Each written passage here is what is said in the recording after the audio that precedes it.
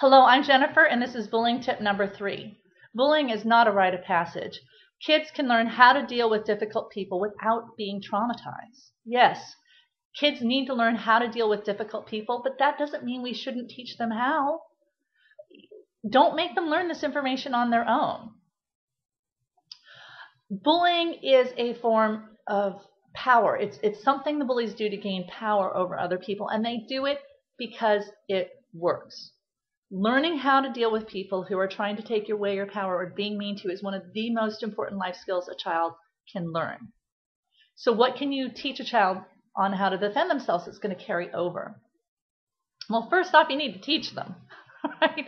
They're not going to learn this on their own. And the reason this is important, the reason it's important that you explicitly teach them what to say, how to say it, and who to report it to, is because when kids are left on their own to figure out a solution on their own, some of them are committing suicide. That's their solution to being bullied.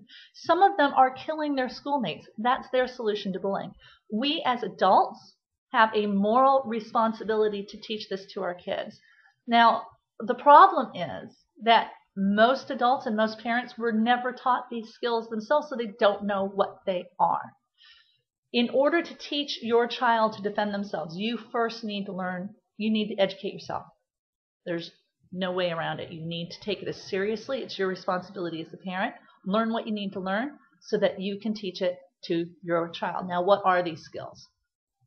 Well, you don't just need to learn as the parent what you can say to your child, how to say it, what to teach them to say, and whatnot. You actually need to understand the underlying dynamics of what bullying is and why it happens, and behavioral management techniques so that you can help your child navigate what's known as an extinction burst. When a child first starts standing up to a bully, compassionately and with their words, if the bullying's been going on for a long time and it is a chronic bullying situation, the bully is not going to give up their power without a fight.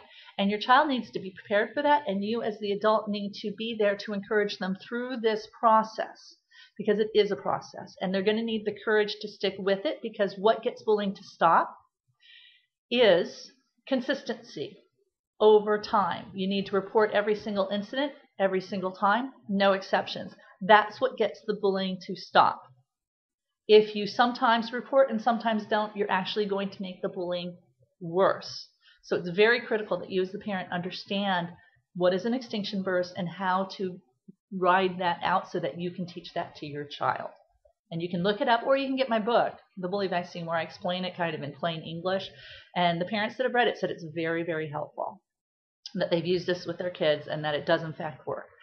Because I explain step by step what the process is and what the dynamic is. So this is bullying tip number 3. Bullying is not a rite of passage. Kids can learn how to deal with difficult people without being traumatized. It's our jobs as parents to teach them these skills so that they can learn it and be courageous at a young age, rather than getting to the point that they're committing suicide or killing their fellow students.